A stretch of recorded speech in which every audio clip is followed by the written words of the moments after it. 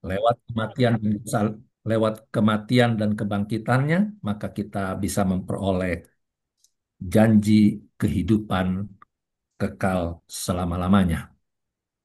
Bapak Ibu, saya mengucap syukur bahwa malam hari ini kita akan sama-sama belajar ya. Jadi di dalam pembelajaran untuk materi tentang amanat agung, tentang penginjilan ini, kita akan belajar selama 3 minggu ke depan ya. 3 minggu ke depan.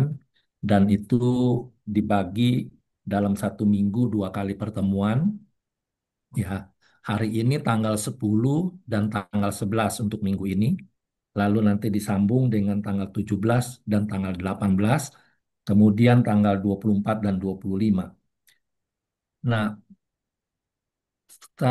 tadi pagi, siang apa pagi saya sudah minta tolong kepada Brother Nuyu untuk memberikan apa itu jadwal pembelajarannya ya. Tapi kok belum ditayangin kali ya. Tapi nggak apa-apa, saya akan bacakan saja. Untuk tanggal 10 dan tanggal 11 kita akan sharing tentang keselamatan. Lalu nanti pada tanggal 17 dan 18 kita akan sharing mengenai amanat agung dan berbuah. Lalu nanti tanggal 25, 24 dan 25 maka kita akan sharing mengenai misi kontekstual dan Islamologinya ya di tanggal 24 dan 25. Nah, seperti biasa Bapak Ibu, kalau saya ada mengajar, karena ini boleh dibilang seperti semi ya, semi pembelajaran di dalam semacam, kalau ini kan kursus, model kayak kursus, ini semi daripada apa STT ya, sekolah tinggi teologi ya. Jadi ini seminya gitu ya.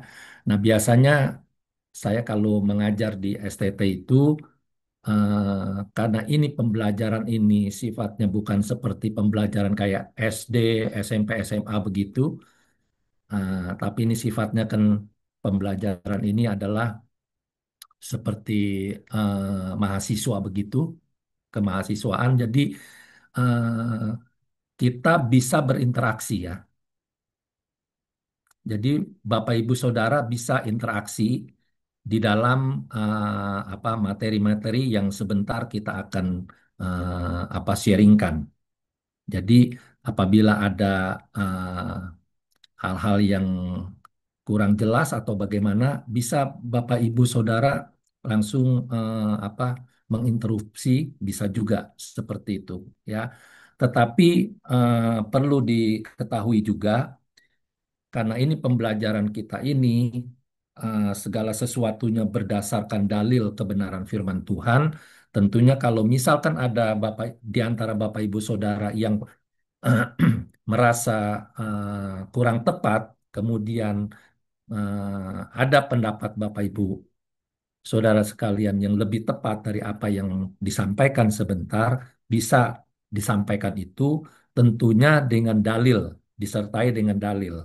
Jadi kita enggak debat kusir ya, karena di dalam pembelajaran ini kita mau belajar ada dalil-dalil yang cukup kuat yang untuk kita bisa sampaikan. Sehingga saya sendiri juga nanti ketika ada dari antara Bapak Ibu Saudara yang memiliki dalil lebih kuat dari apa yang disampaikan itu, nah saya akan ikut itu. Ya, jadi kita terbuka karena di sini kita belajar ya agar kita bisa lebih mengerti tentang kebenaran firman Tuhan. Oleh karenanya saya tidak pernah merasakan bahwa apa yang saya sampaikan sebentar bahwa itu adalah kebenaran tunggal. Tidak, ya tidak.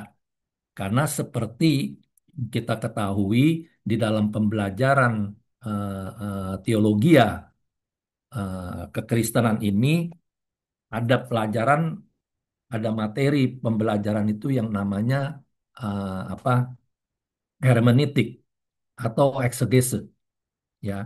Nah, hermeneutik itu adalah pembelajaran tentang ilmu tafsir. Sama dengan eksegese juga ilmu tafsir. Cuma kalau dari hermeneutik itu ilmu tafsirnya apa eh, sebatas antara eh, firman Tuhan ayat demi ayat, ayat ke ayat. Tapi kalau eksegese itu sudah luas jangkauannya dan itu biasanya eksegese itu kita dapat mempelajarinya itu materi di dalam S2 ya. Kalau hermeneutik itu di S1 kita kita dapat pelajaran itu. Nah, jadi seperti tadi semua apa yang dipaparkan ini ya kita semuanya itu di dalam kurun penafsiran. Nah, penafsiran itu ada dua. Bisa juga penafsiran yang secara liar, yang saya bilang liar itu adalah penafsiran yang tidak didasari dengan dalil-dalil yang cukup kuat. Apalagi penafsiran yang hanya mengambil satu ayat, kemudian ditafsirkan.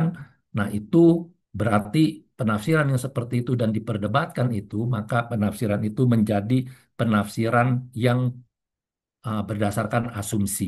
Jadi kalau berdasarkan asumsi, maka kita tidak akan bisa berkesudahan seperti itu ya. Jadi sekali lagi kita di sini belajar kalau ada apa yang sebentar Bapak Ibu Saudara merasa bahwa kurang tepat, silakan Bapak Ibu boleh ajukan itu supaya kita bisa lebih ngerti nih ya apa tafsir-tafsir dari Bapak Ibu sekalian semua. Tentunya sekali lagi saya ingatkan, sanggahan atau tafsiran yang Bapak Ibu berikan nanti itu harus disertai dengan dalil-dalil yang cukup lebih mendasar lagi. Baru kita akan terima. Kalau enggak, kita akan berdebat kusir nantinya ya. Oke. Nah, seperti itu saja saya sampaikan untuk apa? Untuk kita perlu ingat ke depannya nanti. Ya. Nah, hari ini kita akan belajar mengenai yaitu keselamatan. Ya, keselamatan. Nah, Bapak Ibu, keselamatan ya, itu seringkali anak-anak Tuhan hanya ngerti sebatas apa umum saja tentang keselamatan. Ya, bahkan tidak sedikit saya bertanya kepada orang-orang, banyak orang Kristen, bahkan banyak hamba-hamba Tuhan juga, saya bertanya bahwa bagaimana sih keselamatan yang Bapak, Ibu, Saudara sudah terima sekarang? Apakah keselamatan itu yang saudara terima itu permanen atau memang tidak permanen? Nah, jadi banyak sekali itu yang menjawab permanen.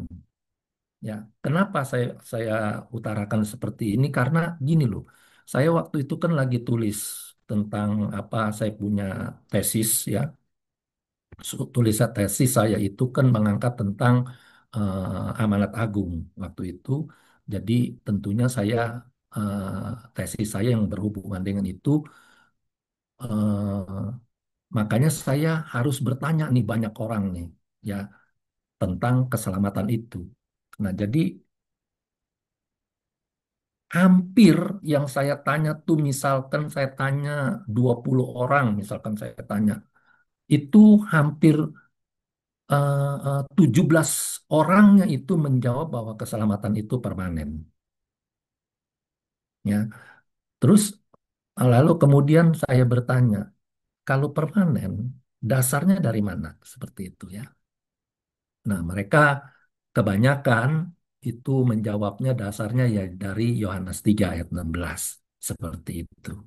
Ya, tapi coba kalau saya bertanya sama Bapak Ibu Saudara yang ada di sini sekarang, menurut Bapak Ibu Saudara, keselamatan itu permanen atau tidak?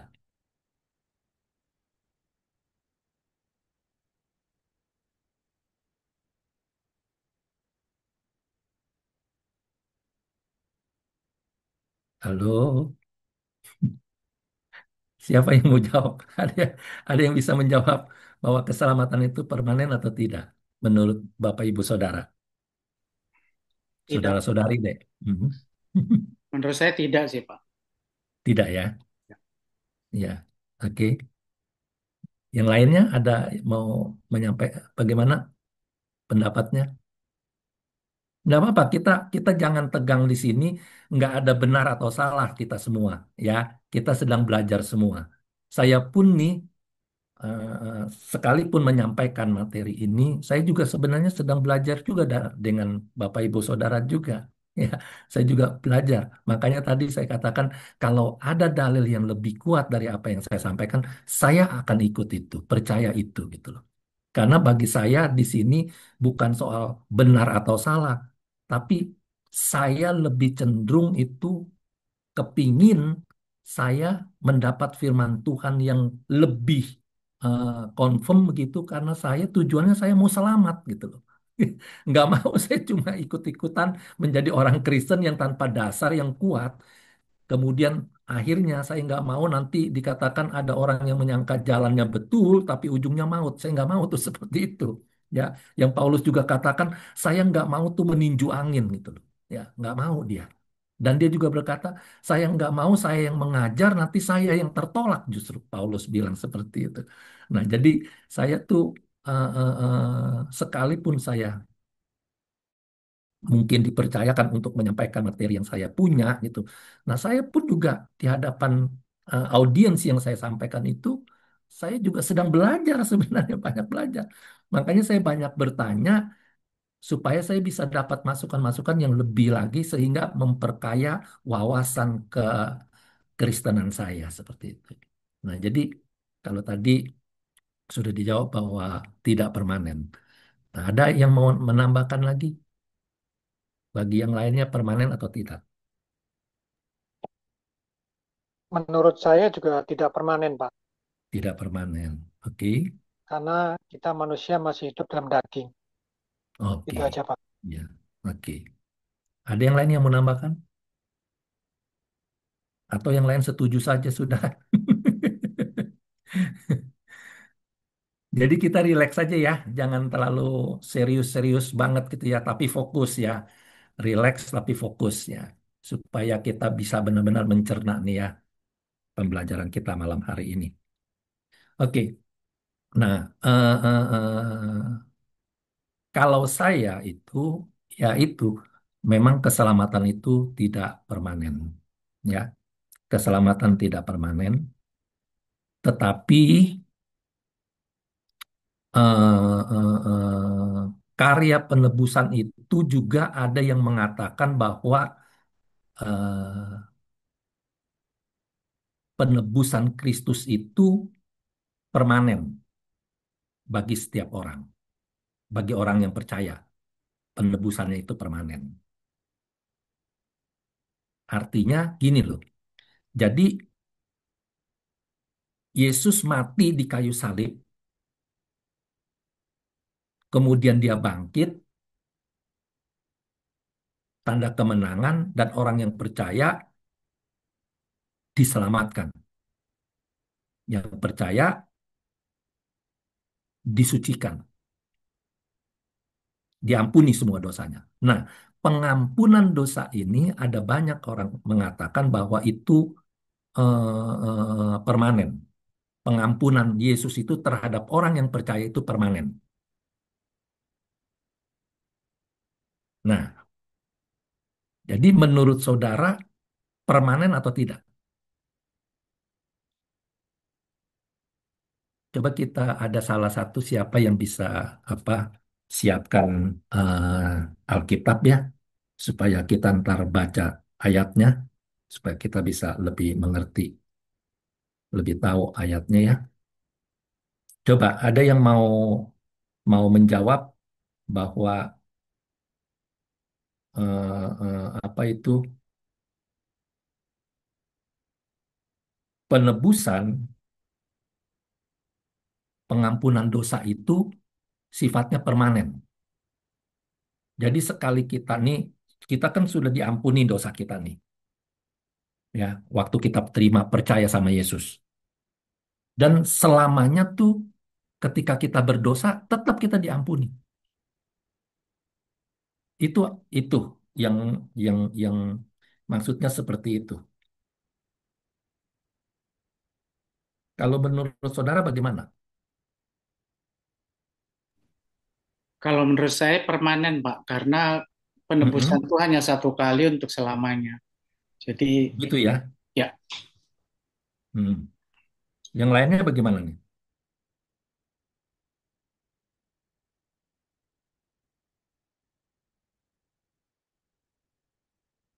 Jadi jadi coba saya akan mungkin kurang jelas atau bagaimana. Emang kurang jelas nggak pertanyaan saya? Jadi maksudnya gini, ya. Jadi maksudnya gini loh. Yesus mati dan bangkit dan itu karya untuk penebusan dosa. Jadi barang siapa yang percaya, maka dosanya diampuni semua. Nah, karya pengampunan dosa ini itu banyak ada sebagian orang mengatakan bahwa ini permanen. Arti permanennya gini loh. Ketika orang itu sudah percaya Yesus yang sudah diampuni dosanya ini, kemudian dia berbuat dosa lagi, tetap diampuni dosanya, gitu loh. Itu yang banyak dipercaya sekarang ini seperti itu. Nangkep ya sudah ya yang saya ini nih ya. Nah, jadi bagi Bapak Ibu bagaimana kiranya saudara-saudara nih? Apakah benar seperti itu atau bagaimana?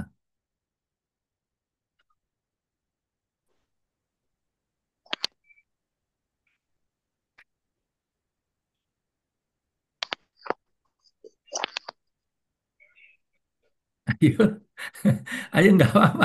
Ayo siapa yang mau menjawab silakan. Nggak apa-apa, nggak. Kan tadi saya bilang nggak ada salah, nggak ada benar di sini. Ayo kita belajar aja, semua belajar. Apa utarakan saja apa yang dalam hati saudara, apa yang dalam pikiran saudara tentang keselamatan seperti itu apa gitu loh. Supaya kita bisa tahu nih, ya. Nanti nanti yang menjadi apa pembenarannya kita lihat dalam firman Tuhan gitu loh. Ya, sehingga dengan demikian kita akan masuk nangkep banget gitu loh. Ya, di dalam kita mengikuti gitu loh, pembelajaran ini gitu. Ya. Jadi jangan pasif gitu loh. mungkin saya teruskan yang tadi, Pak, karena ketika Hmm. kita jatuh dalam dosa, ketika kita minta ampun dan Hmm.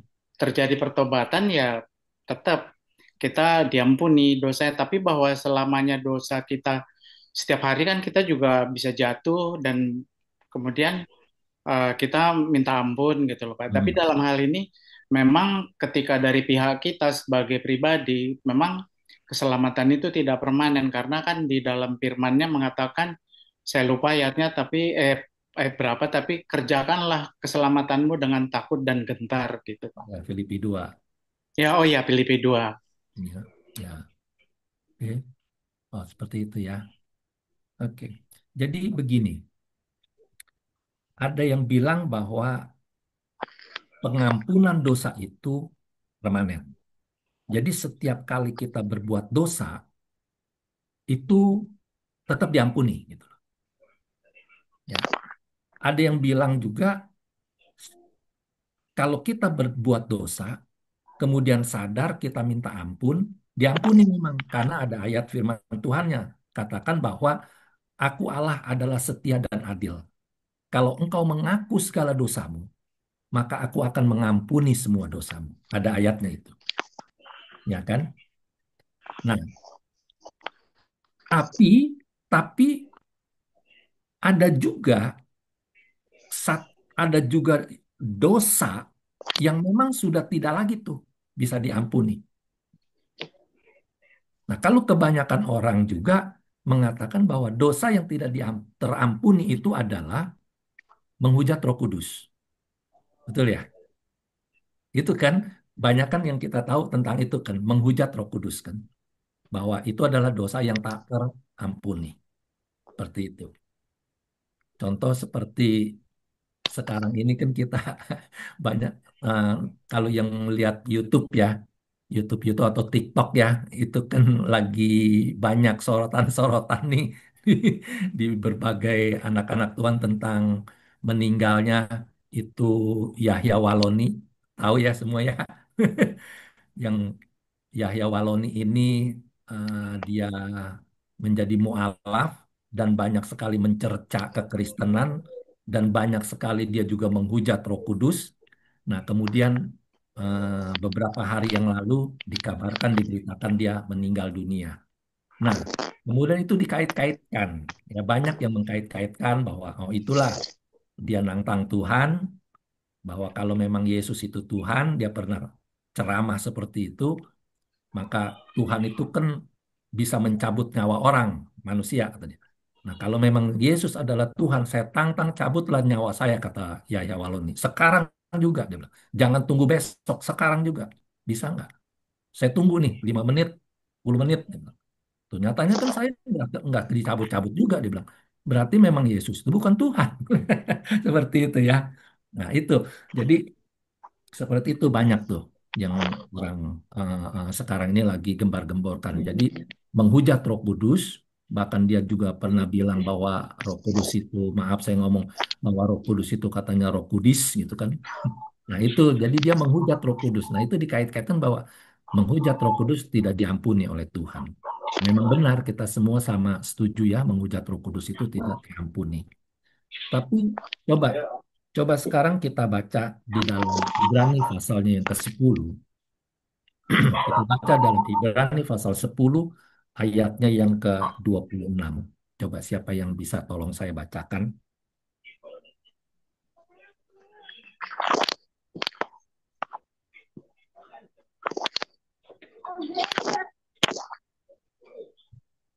Ibrani pasal 10 ayat 26. Ada yang bisa bantu saya baca? Ada yang bawa Alkitab? Ibrani 10 ayat 26. Ya. Sebab jika kita sengaja berbuat dosa, sesudah memperoleh pengetahuan tentang kebenaran, maka tidak ada lagi korban untuk menghapus dosa itu. Nah, nah, jadi menurut saudara ayat ini bagaimana nih? Coba.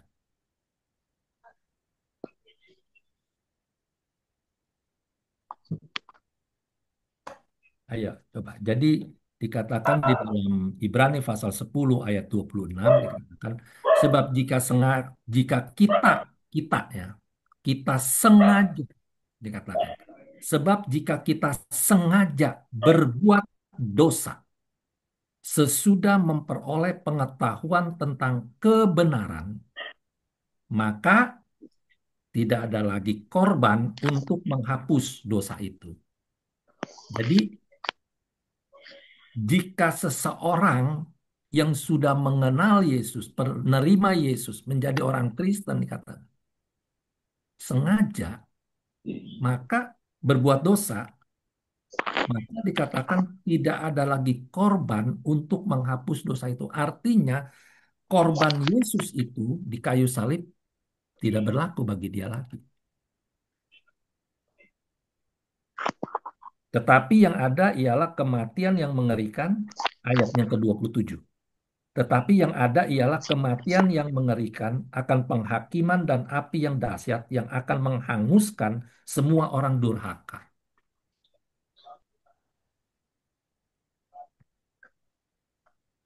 Ya, jadi artinya di sini bahwa ada satu dosa yang tidak lagi bisa berlakunya kematian dan kebangkitan Yesus bagi dosa itu ialah dosa yang sengaja, dia sudah tahu nih, ya, sudah mengerti, sudah tahu nih bahwa oh ini salah nih, ya. Tapi dia terus-menerus dia lakukan itu, maka dikatakan itu ayat ini katakan tidak berlaku lagi tuh salib Yesus yang sudah korban buat dia, seperti itu. Oke. Ya, nah inilah pengertian-pengertian awal daripada keselamatan itu. Nah, sekarang kita akan masuk di dalam materi keselamatan itu sendiri. Jadi gini, keselamatan itu ya di dalam Kristus Yesus itu ada 3 fase ya. Jadi keselamatan dalam Kristus Yesus itu ada 3 fase. Fase pertama itu adalah fase masa lampau, masa lalu. Ya, fase pertama adalah fase masa lalu tentang keselamatan itu. Terus fase yang kedua adalah fase masa kini. Dan fase yang ketiga adalah fase masa yang akan datang. Oke. Nah, di dalam fase masa lampau, masa lalu itu adalah keselamatan yang dikerjakan Yesus itu di kayu salib itu, ya, fungsinya untuk apa? Untuk membenarkan manusia yang berdosa ini. Jadi sekali lagi, keselamatan masa lampau, masa lalu itu dikerjakan oleh Yesus itu untuk membenarkan seseorang yang mau menerima dia sebagai Tuhan dan Juru Selamat.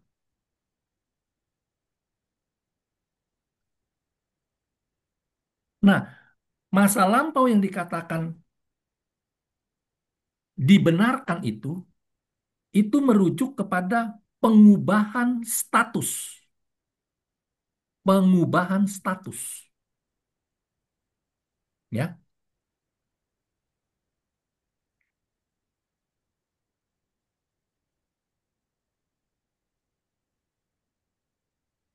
Jadi kalau orang itu belum menerima Yesus Kristus sebagai Tuhan dan Juru Selamat, maka statusnya itu dia adalah orang yang berdosa dan harus binasa. Itu statusnya. Tapi orang yang telah menerima Yesus sebagai Tuhan dan Juru Selamat, ya, jadi statusnya dia itu adalah manusia yang dibenarkan oleh Tuhan. Ya, dibenarkan oleh Tuhan. Coba baca 1 Petrus pasal 2 ayatnya yang ke-9 bagian A.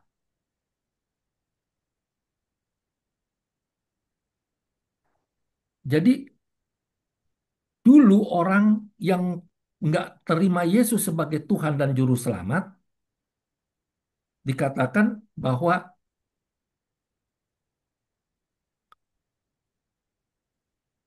dia itu adalah orang yang berdosa yang memang sudah pasti dia akan masuk neraka. Statusnya orang berdosa. Dan dikatakan dalam Alkitab juga bahwa dia statusnya adalah pemilik dari kuasa kegelapan, dari setan. Majikannya itu setannya. Majikannya itu apa? Kegelapan itu.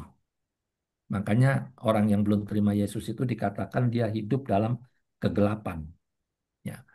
Tapi begitu orang itu menerima Yesus sebagai Tuhan dan Juru Selamat, maka hidupnya dia itu dibenarkan Tuhan. Ya. Dan saat itu juga statusnya berubah dia. Berubah. Coba, berubahnya sebagai apa dia? 1 Petrus 2 ayat 9 coba. Bagian A saja yang dibaca. Tetapi kamulah bangsa yang terpilih, imamat yang rajani, bangsa yang kudus, umat kepunyaan Allah sendiri. Nah, jadi yang dulu bukan milik Allah, ya, ketika dia terima Yesus sebagai Tuhan dan Juru Selamat, maka dia dirubah statusnya. Dia sekarang menjadi apa? Bangsa yang terpilih. Imamat yang rajani, imam-imam kita semua ini. Bangsa yang kudus dan umat kepunyaan Allah sendiri. Jadi bukan lagi kita ini milik si gelap, tapi milik Allah sendiri. Ya. Nah, kalau orang ya yang belum pernah yang belum nerima Yesus sebagai Tuhan dan Juru Selamat, orang itu tuh, aduh, benar-benar hidupnya itu kacau balau. Coba aja kita lihat, ya.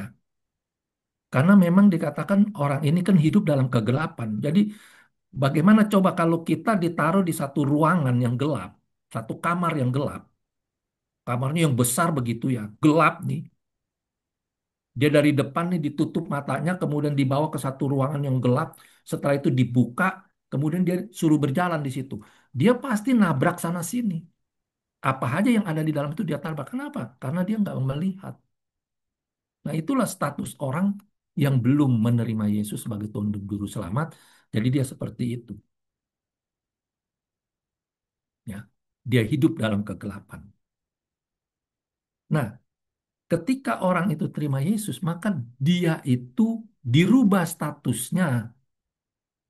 Dia dibenarkan, kemudian berubah statusnya, dia menjadi kepunyaan Allah sendiri. Bangsa yang kudus. Ya. Nah, ya seyogyanya, satu, coba Efesus pasal 2 kita baca. Efesus pasal 2. Efesus pasal 2.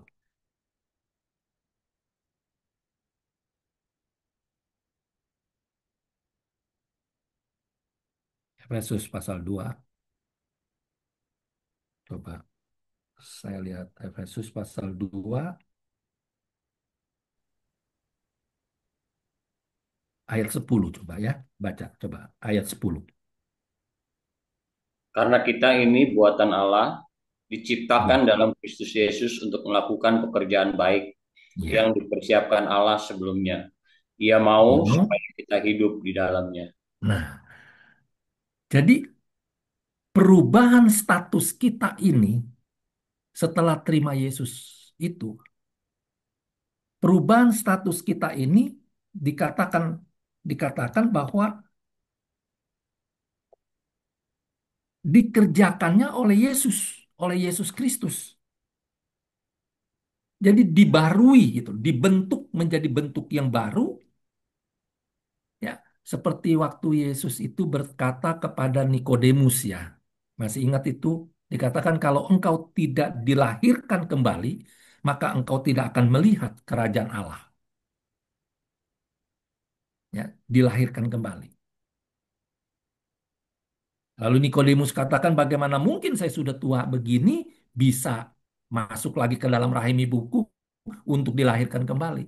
Tapi yang dimaksud Yesus, kalau engkau tidak dilahirkan kembali dengan air dan roh, maka engkau tidak akan melihat kerajaan Allah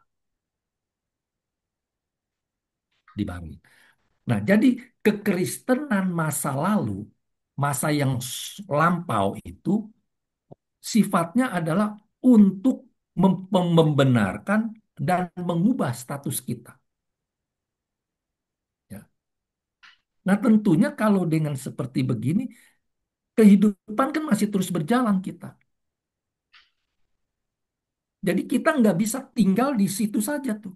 Di masa lalu ini, nggak bisa tinggal di situ. Karena kita baru cuma menyandang tentang apa? Perubahan status.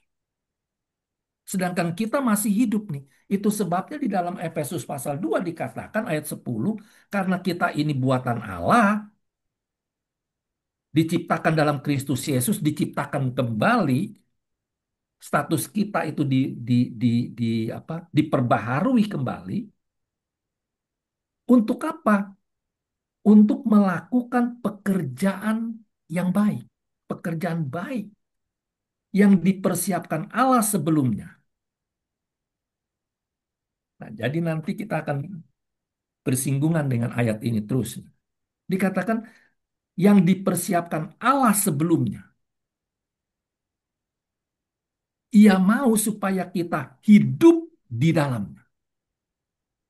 Nah, nanti kita akan lihat dipersiapkan Allah ini apa? Allah mempersiapkan apa kepada kita? Dan supaya kita hidup di dalamnya, menghidupi itu gitu. Menghidupi itu. Ya.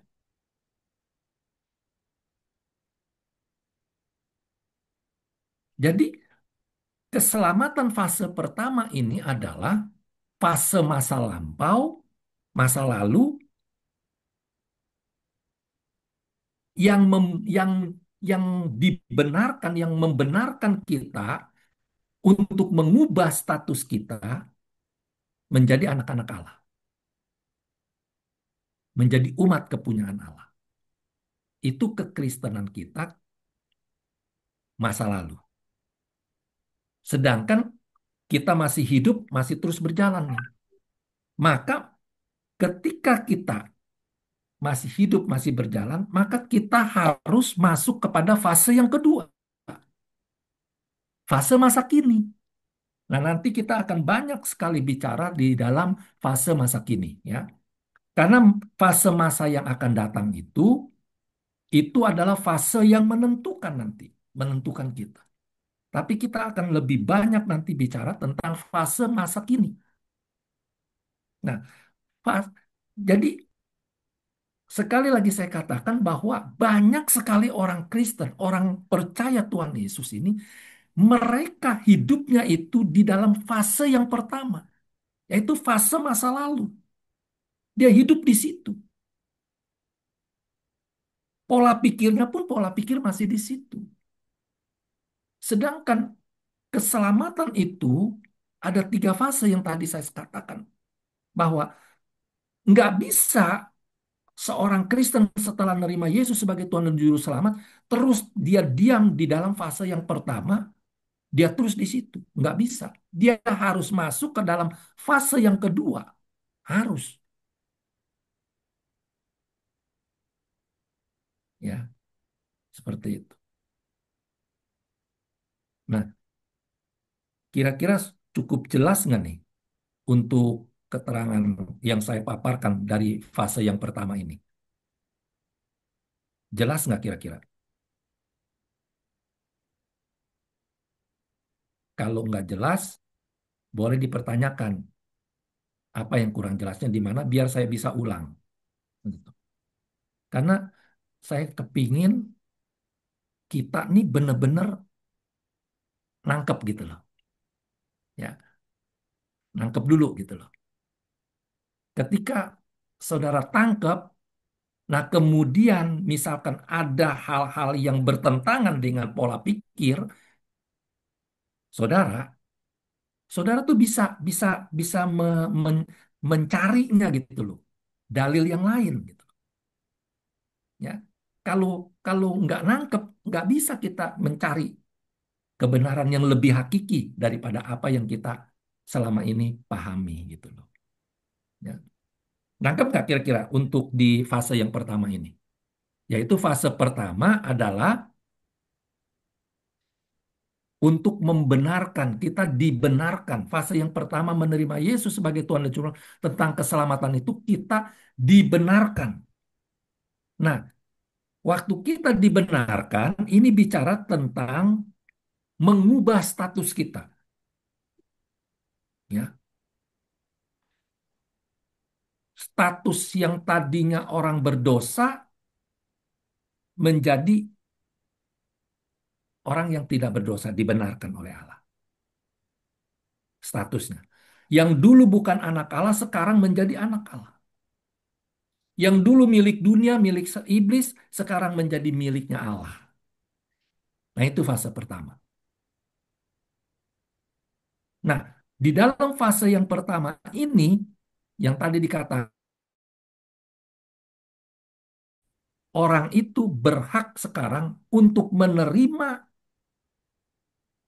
rencana Allah yang telah disiapkan di dalam kehidupan orang tersebut. Kalau dia belum dibenarkan, belum melewati fase pertama, dia nggak akan pernah bisa terima itu. Nggak bisa terima itu. Ya. Rencana Allah tidak berlaku, tidak bisa diberikan kepada orang itu. Jadi fase pertama ini begitu penting. Ya. Nah, kemudian seperti tadi saya katakan bahwa kita akan terus berjalan. Kalau kita masih hidup ya kita terus berjalan. Makanya sebenarnya kalau kita memahami ini ya, maka kita juga sudah bisa nih menjawab nih. bahwa keselamatan itu permanen atau tidak. Bisa kita tahu sebenarnya dari sini. Ya, bisa kita tahu. Nah, jadi fase yang kedua itu adalah fase di mana kita dikuduskan. Fase yang kedua. Jadi keselamatan itu yang pertama, fase pertama adalah dibenarkan, lalu kita harus masuk kepada fase yang kedua, dikatakan dikuduskan. Nah, dikuduskan ini berarti adalah mengubah. Kalau tadi dibenarkan itu mengubah status, kalau sekarang itu dikuduskan di dalam fase yang kedua, kita dikuduskan mengubah karakter, mengubah karakter, ya. Nangkep ya? Nangkep. Jadi fase pertama, sekali lagi saya ulang, fase pertama itu kita menerima dan dibenarkan. Lalu waktu kita dibenarkan, maka kita dirubah, mengubah status kita. Nah, kita jangan berhenti di situ. Karena ada fase keselamatan kedua yang harus juga kita masuki. Seperti tadi saya katakan bahwa banyak sekali orang Kristen tuh tinggal dalam fase yang pertama ini tentang keselamatan itu. Dan banyak sekali juga hamba-hamba Tuhan ngajarnya berhenti sampai di situ gitu. Ya. Nah, makanya pemuritan itu berbicara tentang apa? Bicara tentang fase yang kedua ini. Fase yang kedua adalah fase bahwa kita ini dikuduskan. Nah, dikuduskan tadi dikatakan bicara tentang mengubah karakter, mengubah karakter. Ya. Coba kita baca 1 Petrus 2, 1 Petrus pasal 1, 1 Petrus pasal 1 dalam ayatnya yang ke, bentar ya, ayatnya yang ke-16. Sebab ada tertulis, kuduslah kamu sebab aku kudus. Nah, jadi di fase kedua ini memang Allah meminta kita, kuduslah kamu, karena aku kudus. Ya. Nggak bisa lagi kita, kalau kita sudah masuk fase pertama, terus kemudian kita bergerak kepada fase yang kedua, nggak bisa lagi hidup kita seenaknya. Kenapa? Karena udah ada rencana Allah yang setelah dipersiapkan untuk kita, supaya kita bisa melakukannya. Supaya kita bergerak di situ di rencana Allah. Nanti kita akan tahu rencana Allah itu apa. Ya.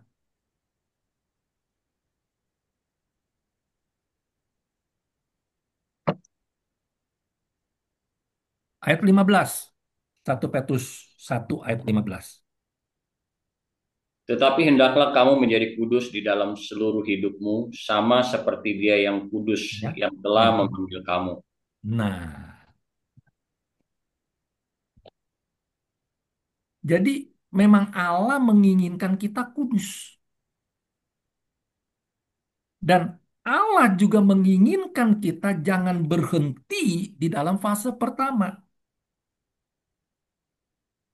Dia menginginkan kita terus bergerak, maju, terus bergerak, maju kepada masuk kepada fase yang kedua. Makanya dia katakan, tetapi hendaklah kamu menjadi kudus di dalam seluruh hidupmu, sama seperti Dia yang kudus, yang telah memanggil kamu. Yang telah memanggil kamu. Jadi di fase pertama itu adalah kita dipanggil untuk dibenarkan, sehingga berdampak kepada pengubahan status. Lalu di situ dikatakan kita harus bergerak masuk kepada fase yang kedua, yaitu apa? Kita hidup kudus di hadapan Allah. Nah, hidup kudus, kalau terus kita melakukan hidup kudus ini, maka kita otomatis sedang mengubah atau sedang sedang apa mengerjakan karakter menjadi sama seperti Kristus. Jadi kita nggak bisa lagi tuh apa seenaknya hidup di dalam Tuhan, nggak bisa lagi. Ya, seenaknya mau enak sendiri gitu. Ya, nggak bisa lagi.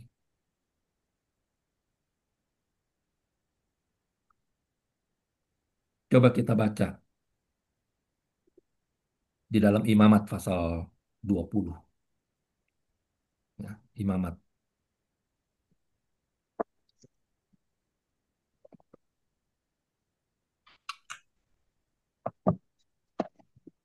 Imamat pasal 20.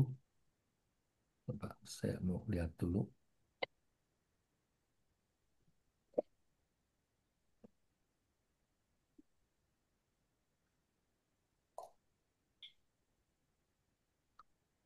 Ayat yang ke-26.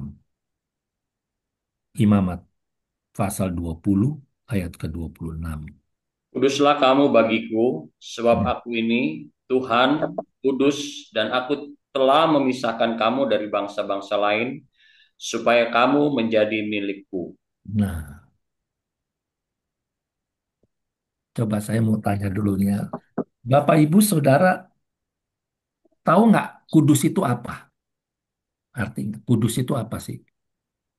Ada yang tahu kudus itu apa? Ah, suci, Pak. Bersih. Kudus, ah? Ya, suci, bersih. Suci, bersih. Ya, Bukan. bukan. Kalau suci itu tanpa dosa, kalau udah suci. Oh. Iya. Kalau bersih, Ya bersih tergantung bersih dari apa dia. itu Kalau salah bersih ya. dari dosa ya tanpa dosa juga dia. Oh, ya. Iya kan? Hmm. Kudus. Ada nggak yang tahu coba apa kudus? Apa? Karena banyak sekali nih orang ngomongnya kudus lu mesti hidup kudus lu. Tapi kadang-kadang nggak ngerti tuh kudus itu apa sih sebenarnya, gitu. Nggak ngerti kudus Oh, itu. Memang kalau banyak hidup kan. yang berkenan itu bagaimana, Pak? Nah, beda lagi berkenan, Beda lagi ya. beda lagi. Hidup Oh. berkenan itu ya hasil dari kudus juga bisa. Oh. Hasil dari kudus ya berkenan sama Tuhan, gitu loh. Hmm. Ya kan? Tapi arti kudus Kudus. itu sendiri, gitu loh. Apa arti kudus itu? Menjauhkan diri dari perbuatan dosa atau hal-hal duniawi mungkin, Pak. Oh, ya. Jadi kudus itu adalah gini loh. Misal kita punya punya lima lima apa kelereng, tahu kelereng ya? Enggak. Nah, dari lima kelereng ini, kemudian diambil salah satunya, dipisahkan gitu, ditaruh, dipisahkan di tempat lain. Nah, itu namanya kudus. Jadi kudus itu artinya terpisah atau kudus itu berbeda gitu loh. Artinya. Itu arti kudus. Jadi kalau Allah menyuruh kita hidup kudus, berarti Allah menyuruh kita hidupnya berbeda dari dunia. Contoh, kalau orang dunia, ini ngadepin hari-hari aja ya yang nyata ya. Orang dunia Enggak. tuh kalau ngadepin nggak punya duit, ya nggak punya duit buat Hmm. belanja, buat makan. Orang dunia tuh apa sih yang dipikirannya dia untuk bisa supaya dia makan nggak punya duit? Yang pertama, Menghalal- yang pertama Menghalalkan segala cara. menghalalkan segala cara. Bisa, ya bisa itu orang dunia menghalalkan segala cara supaya dapat uang ya. Tapi jangan kita terlalu kejam begitulah dulu. Jangan, jangan terlalu kejam dulu. Itu itu agak sadis, sadis juga tuh. Gitu. Memang banyak yang seperti itu memang. Nah, orang dunia tuh biasanya kalau dia nggak punya uang, apalagi di rumah beras kosong apa semua. Yang pertama ada dalam pikiran dia itu kalau dia punya kartu kredit dia pakai tuh kartu kreditnya. Hmm. Betul nggak? Dia berhutang kan Ya, dengan kartu kredit. Betul ya? iyalah. Kalau dia nggak punya kartu kredit, maka dia lari dulu ke saudaranya. Dia telepon ke saudaranya, minjem duit. Betul nggak? Gitu. Iya. Kalau pinjam duit sama saudara nggak dapet, maka dia cari teman dekatnya. Yang ngomong sama teman dekatnya, minjem duit. Dua beras di rumah udah habis nih. Ya, seperti itu. Salah nggak sih seperti itu? Nggak juga sih. Hmm. Hutang kan nggak Berusaha bersalah. dia Nggak kan. berdosa kan hutang kan? Iya, Tapi hutang dia akan jadi dosa kalau nggak dibayar. Nah iya. itu dosa tuh. Orang berhutang nggak berdosa kalau berhutang bayar nggak berdosa. Nggak ada satu manusia pun di di dunia ini mungkin ya yang nggak pernah berhutang. Nggak ada. Apalagi zaman dulu nggak ada. Tahun 90-an gitu. Nggak ada tuh yang nggak berhutang. Semua. Salah satunya apa? Ya dia berhutang sama PLN. Tahun 90-an kan nggak ada token. Mana ada token? Adanya abodemen semua kan. Iya. Jadi dia pakai dulu baru dibayar ke nanti akhir bulan. Gitu kan? Setiap tanggal 20. Nah berarti dia Hmm. berhutang. Berhutang nggak masalah. Tapi dia akan jadi masalah kalau dia nggak bayar hutang. Nah itu, kalau dia nggak dapat juga sama teman dekatnya, maka dia cari siapa? Tetangga yang baik, yang akrab sama dia. Kalau juga nggak dapat dari dia, ya dia cari tuh tukang sayur ke apa yang lewat gitu, loh, yang langganan. Dia ngutang dulu ngambil sayur. Yang penting gue bisa makan. Nah, yang dimaksud kita harus kudus itu jangan seperti itu dia. Loh ya bagaimana dong Pak kalau misalkan saya nggak punya makanan di rumah udah. Apalagi ada anak, anak perlu begitu. Bagaimana dong Pak? Saya pernah mengajar di Kersel ya. Kalau di tempat kami tuh dulu bilangnya Kersel. Nah, apa persekutuan doa gitu loh ya. Ibadah tengah minggu gitu loh. Di rumah tangga gitu loh ya. Saya pernah tuh ngajar di sana itu. Ya. Di Kersel itu saya tantang sama yang hadir di situ. Saya bilang, yuk kita mesti hidup kudus.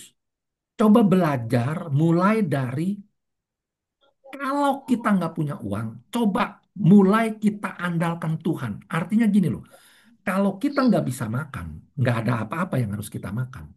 Ya, kita harus hidup kudus nih. Nggak ada apa-apa nih yang kita bisa makan. Coba ya, andalkan Tuhan. Tapi bukan pasif, andalkan Tuhan. Jadi coba pergi bekerja. Jangan berhutang sama siapapun, andalkan Tuhan. Jadi pergi bekerja usaha. Kalaupun sudah berusaha tapi juga masih nggak bisa dapat sampai sore hari, itu pertanda mengucap syukur juga sama Tuhan. Itu pertanda Tuhan mau kita itu puasa, mendekatkan diri, coba bersekutu dengan Tuhan. Mungkin Tuhan mau itu. Tuhan mau supaya kita itu bersekutu dengan Tuhan, menjerit sama Tuhan, supaya Tuhan punya alasan untuk bisa memberkati. Nah, waktu itu saya ajar itu. Dan apa yang terjadi? Mereka lakukan. Dan pada waktu mereka lakukan, mujizat terjadi. Itu dia. Memang nggak gampang loh itu. Tapi biar bagaimana ini perintah Tuhan. Kuduslah kamu. Karena aku ini kudus. Ya, kuduslah kamu bagiku. Sebab aku ini Tuhan kudus. Dan aku telah memisahkan kamu. Nah itu dia. Jadi kudus itu artinya terpisah dari dunia. Ya. Jadi kudus itu artinya terpisah. Bukan suci. Kalau suci udah tanpa dosa. Kalau kudus tuh kita berbeda gitu. Berbeda. Ya, itu. Jadi kita disuruh hidup kudus di hadapan Tuhan. Sehingga kehidupan kita ini bisa menjadi terang dan garam dunia. Nah, itu nanti kita banyak belajar di situ nanti ya. masuk pada sesi yang berikutnya nanti. Nah, di situ. Ya.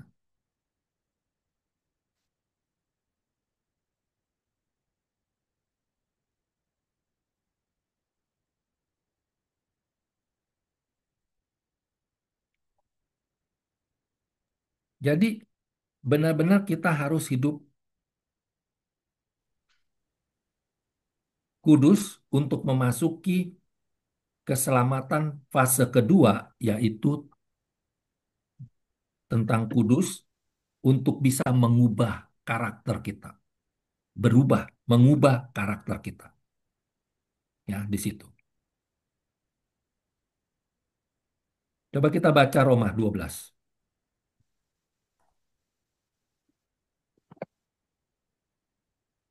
Roma 12. Kita baca dalam ayatnya yang pertama. Roma 12 ayat pertama. Persembahan yang benar. Karena itu, saudara-saudara, demi kemurahan Allah, aku menasihatkan kamu supaya kamu mempersembahkan tubuhmu sebagai persembahan yang hidup, yang kudus, dan yang Ya. berkenan kepada Allah. Itu Ya. adalah ibadahmu yang sejati. Nah, jadi di sini Paulus berkata bahwa kita harus kudus. Kenapa sih kita harus kudus? Karena kita ini diminta oleh Allah untuk beribadah sama Dia. Pada waktu bangsa Israel keluar, disuruh keluar dari negeri Mesir menuju tanah perjanjian, satu cuma kerinduan Allah. Apa sih? Supaya Allah bisa bersekutu di tengah-tengah umatnya. Dan umatnya itu bisa beribadah kepada Allah. Itu kerinduan Tuhan pada waktu itu kepada bangsa Israel ini. Ya, itu kerinduannya.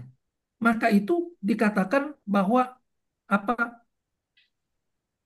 Persembahkanlah tubuhmu menjadi persembahan yang hidup dan kudus dan kudus. Nah, lagi-lagi memang Tuhan tuntut di dalam fase kedua orang percaya, orang Kristen itu orang yang menerima Yesus sebagai Tuhan dan Yesus nggak bisa dia tinggal dalam fase yang pertama. Dia harus masuk kepada fase yang kedua, yaitu dia mau tidak mau harus belajar hidup kudus.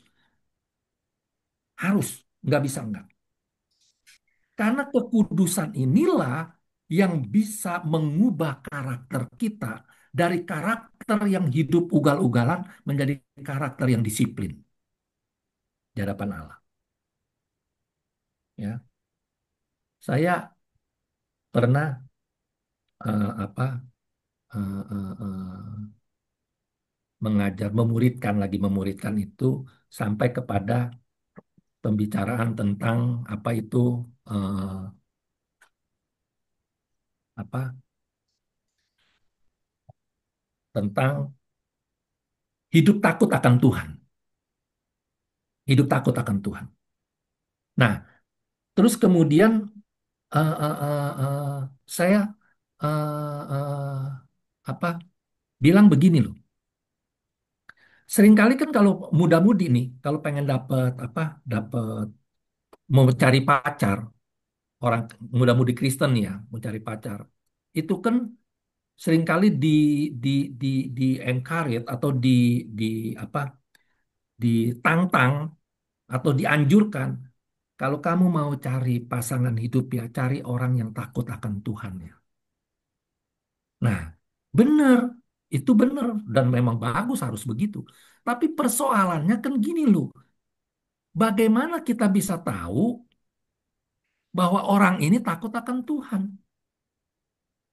Gitu kan? Coba. Hmm. Ya kan, klasik kan, pertanyaan itu klasik kan. Dan jawaban itu, anjuran itu juga klasik kan. Banyak sekali, banyak sekali. Orang selalu bilang begitu tuh. Jadi kalau kamu mau cari pasangan, kalau kamu mau berpartner, carilah pasangan atau partner kamu itu yang takut akan Tuhan. Nah, persoalannya semua orang juga mau seperti itu. Mau cari yang seperti tapi persoalannya bagaimana caranya saya mencarinya. Gitu loh. Iya nggak?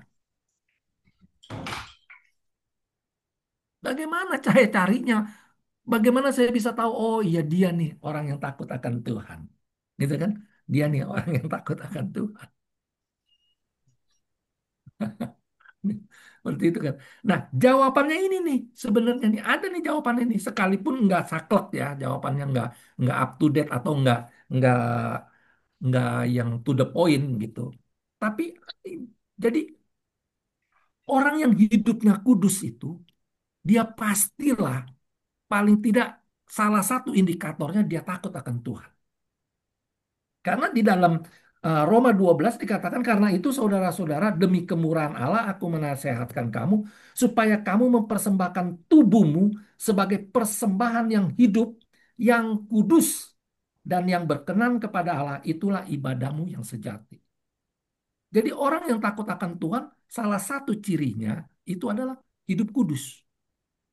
Kenapa? Karena kita lihat ayat 2-nya nih. Kita lihat ayat 2-nya.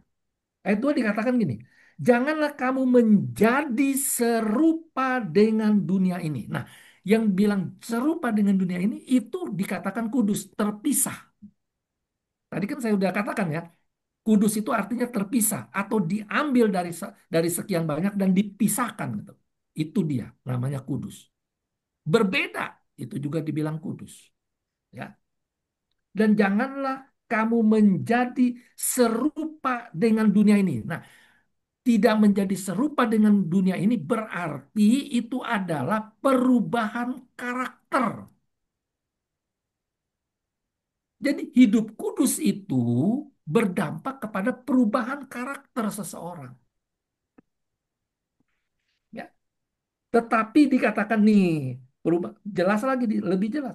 Tetapi berubahlah oleh pembaharuan budimu sehingga kamu dapat membedakan manakah kehendak Allah, apa yang baik, yang berkenan kepada Allah, dan yang sempurna. Dikatakan berubahlah oleh pembaharuan budimu. Nah, ini berbicara tentang karakter yang berubah. Jadi orang yang hidupnya kudus itu, yang berusaha hidup kudus, otomatis dia akan mengubah karakternya. Berubah karakter.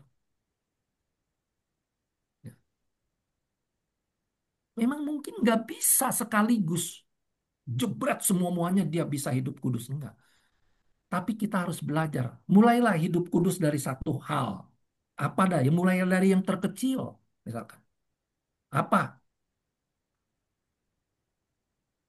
Tentang apa ya? Kalau dibilang tentang berdusta, ya mungkin berdusta berat kali ya. Itu kasus berat ya, berdusta ya.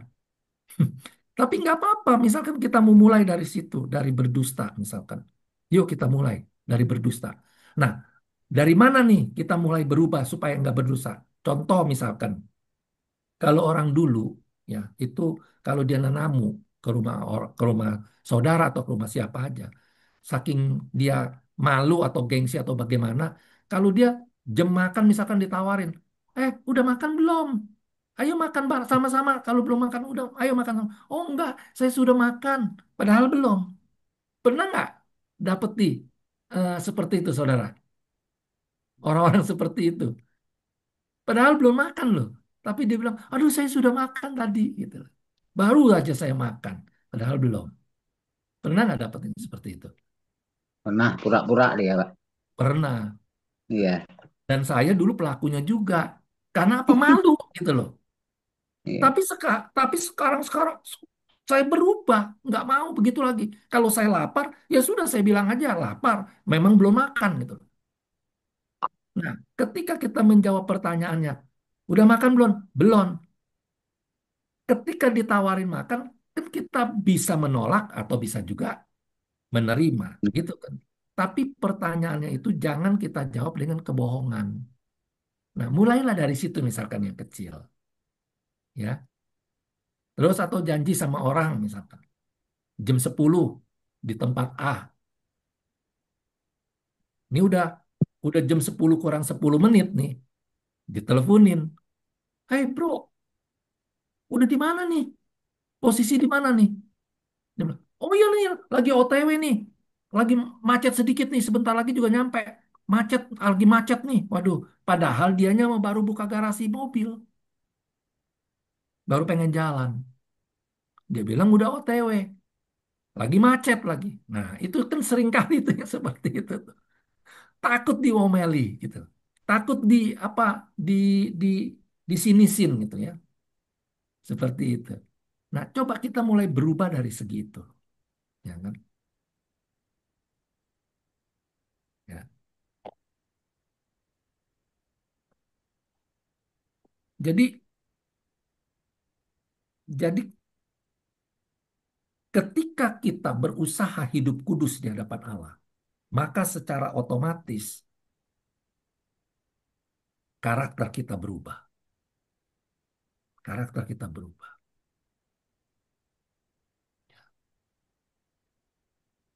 Dulu saya orang yang paling gak sabaran, ya, paling gak sabaran.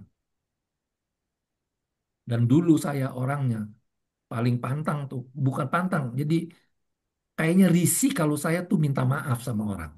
Dulu ya, tapi saya berusaha berubah. Karena bagi saya juga nggak menguntungkan juga itu. Saya berubah, berusaha, gitu. Sekalipun kadang-kadang memang kita kelepasan atau bagaimana, nggak apa-apa, it's okay. Yang penting kita sudah berusaha berubah. Dan itu kalau ada seseorang yang bisa berubah hal yang kecil saja, saya apresiasi banget sama orang itu. Karena perubahan itu nggak mudah proses, nggak mudah, ya, proses yang harus dijalani. Tapi kalau orang itu bisa berubah, ya luar biasa, benar ya, dalam segala hal.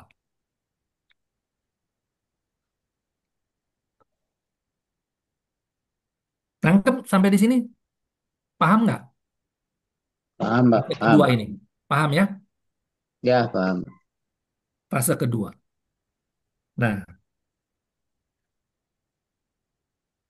fase yang ketiga itu adalah fase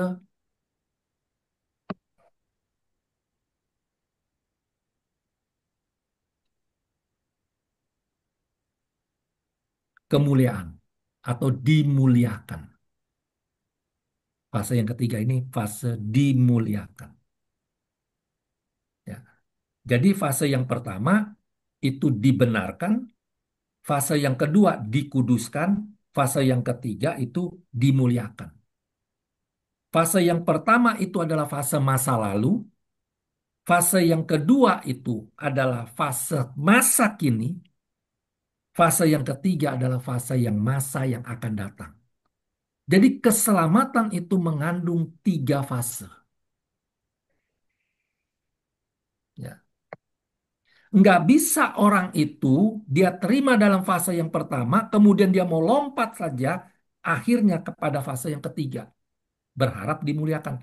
Tanpa ada fase kedua, dia harus lalui. Nggak bisa. Nggak bisa. Nggak bisa juga orang masuk kepada fase yang kedua tanpa melewati fase yang pertama. Nggak bisa. Nggak nyanggup, orang itu nggak nyanggup. Kenapa? Karena dia belum mengerti tentang kebenaran. Belum mengerti tentang kebenaran.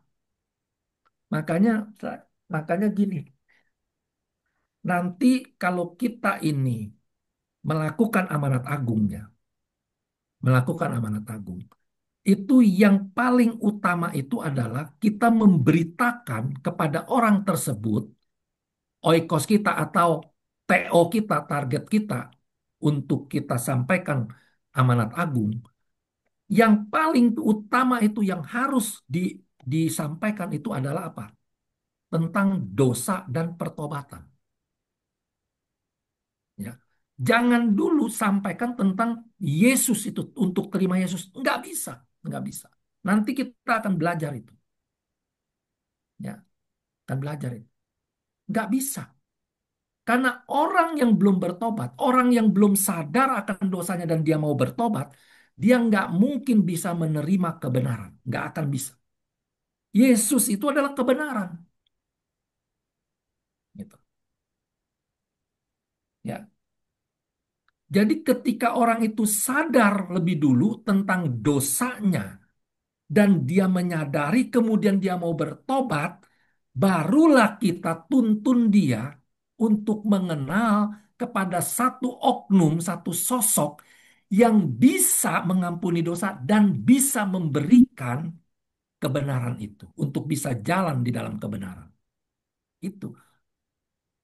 Nah, kekeliruan banyak orang-orang itu dia langsung melompati untuk memberitakan tentang apa penerimaan Yesus. Makanya tidak sedikit orang Kristen itu yang apa yang rapuh gitu, yang rapuh. Dia menjadi orang Kristen KTP tok pada akhirnya. KTP yang tanpa pertobatan. Iya, jadi hidupnya udah main semau-maunya aja. Jadi kita sebagai pelaku-pelaku amanat agung nanti itu harus seperti itu. Nah, kenapa harus seperti itu? Karena gini loh. Coba lihat peristiwa bagaimana waktu Yesus datang ke dalam dunia ini. Ya, pada waktu dia dikandung oleh Maria, kan Elizabeth pun itu dia juga sedang mengandung kan. Dia lebih dulu mengandung. Siapa? Dia mengandung siapa? Elizabeth. Mengandung siapa dia? Yohanes, Yohanes Pembaptis. Yohanes, Yohanes kan? iya, Jadi dia lebih dulu mengandung Yohanes. Dan yang lahir lebih dulu memang Yohanes. Barulah Yesus kemudian. Nah, kenapa harus dia dulu? Karena dia sudah dinubuatkan dalam kitab Yesaya bahwa ada seorang yang berseru-seru di padang gurun. Apa dikatakan? Persiapkanlah jalan bagi Tuhan, luruskanlah jalannya. Nah, itu Yohanes. Jadi Yohanes itu ditampilkan oleh Allah untuk apa? Mempersiapkan jalan bagi Tuhan dan meluruskannya. Nah, apa pekerjaan Yohanes untuk melakukan tugas Allah ini? Yaitu apa? Memberitakan tentang pertobatan. Bertobatlah kamu karena kerajaan Allah sudah dekat. Siapa itu kerajaan Allah? Yaitu Yesus itu. Sudah dekat, dia mau datang untuk bisa menerima. Karena kerajaan Allah itu muatannya adalah kebenaran. Itu dia. Nah, jadi makanya kita nih nanti pelaku amanat agung lebih dulu kita sampaikan tentang pertobatan. Menyadari dulu tentang apa berdosa, orang berdosa. Makanya saya katakan bahwa orang nih yang masuk neraka itu ya bukan karena orang itu nggak kenal Yesus, nggak nerima Yesus, bukan. Orang masuk neraka itu bukan karena dia bukan orang Kristen, bukan. Bukan karena dia nggak nerima Yesus jadi murid Yesus, bukan. Orang masuk neraka itu karena dosanya. Itu. Ya. Tapi beruntung dalam kekristenan itu punya juru selamat. Ya. Jadi orang yang masuk neraka itu karena dosanya. Gitu loh. Nah, jadi fase yang ketiga adalah dimuliakan. Ini bicara fase yang akan datang. Ya, dimuliakan itu artinya adalah mengubah kehidupan yang fana kepada kehidupan yang kekal. Ya. Coba Roma pasal 8. Ini sebenarnya banyak ayat-ayatnya, tapi saya loncat-loncat saja ya, supaya apa? Supaya nggak terlalu makan waktu di situ ya. Roma pasal 8 ayatnya yang ke-30 coba. Roma pasal 8 ayat yang ke-30. Dan mereka yang ditentukannya dari semula, mereka itu juga dipanggilnya, dan mereka yang dipanggilnya, mereka itu juga dibenarkannya. Mhm. Dan mereka yang dibenarkannya, mereka itu juga dimuliakannya. dimuliakannya. Nah, ini tiga fase. Jadi ditentukan dari semula apa itu, yaitu diubah statusnya, ya, dipanggil, kemudian dibenarkan, ya,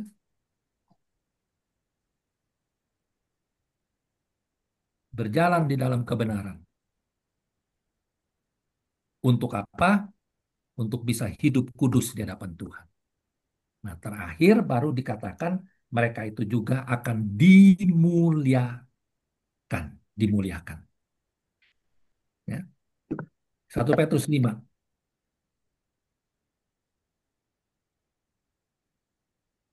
1 Petrus pasal 5.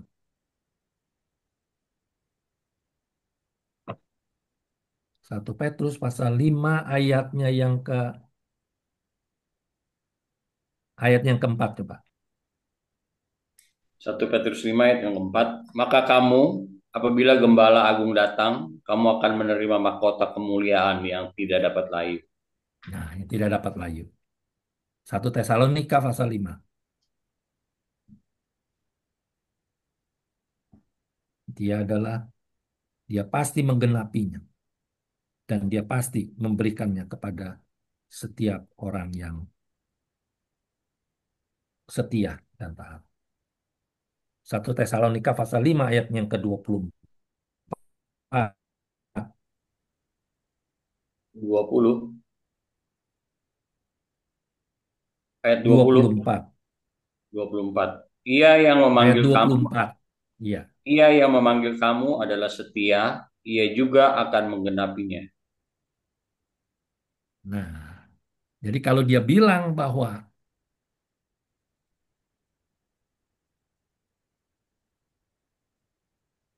kita ini akan dimuliakan, maka dia pasti akan memuliakannya. Dengan catatan tadi, ya kita harus berjalan sesuai dengan apa yang Tuhan sudah tetapkan itu. Ya, jadi orang Kristen. Nah, inilah kita menjadi orang Kristen harus seperti ini. Ya. Kalau enggak, aduh, sulit ya. Makanya saya katakan bahwa apa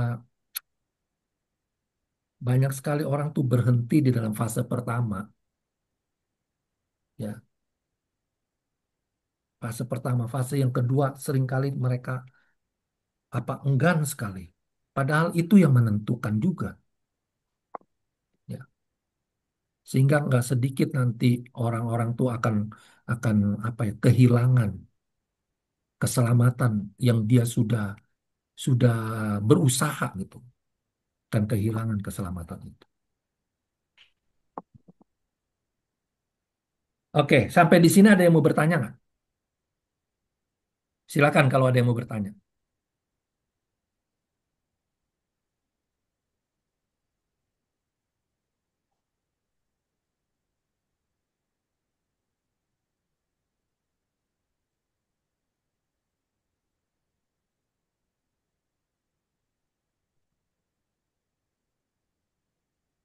Ada yang mau bertanya? Silakan.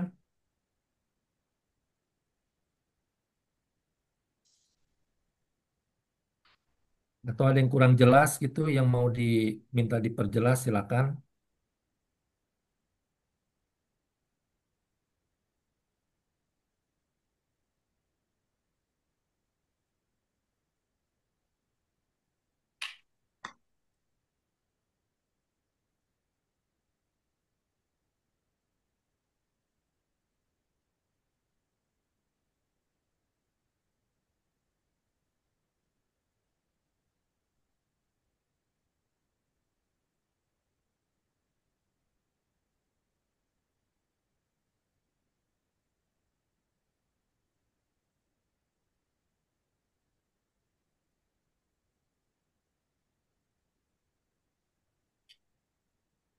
Jadi apa eh, karya keselamatan ini nih memang luar biasa ya. Tuhan itu memang sudah rancangkan dari awal. dari awal sekali. Dari manusia pertama tuh jatuh dalam dosa, ya, itu Allah sudah langsung ya berencana untuk apa? eh, Menyelamatkan, mau menyelamatkan. Ya. Nah, kemarin ini ada yang bertanya sama saya, ya, gini loh Pak, dia bilang,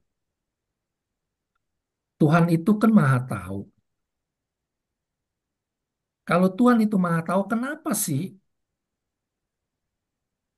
Tuhan tuh masih mau jadiin manusia? Padahal kan dia maha tahu. Dia tahu kan pasti manusia bakal buat dosa. Gitu kan? Kenapa sih masih tetap dia mau jadiin manusia? Yang akhirnya dia susah-susah sendiri, Tuhan sendiri yang susah. Harus ngirim anaknya lah jadi manusia. Sampai mati lah di kayu salib. Seperti itu. Kan itu jadi repot kata dia. Seperti itu. Coba kira-kira Bap- Bapak Ibu Saudara bisa nggak coba ngejawabnya? Apa tuh kalau yang seperti begitu? Kemarin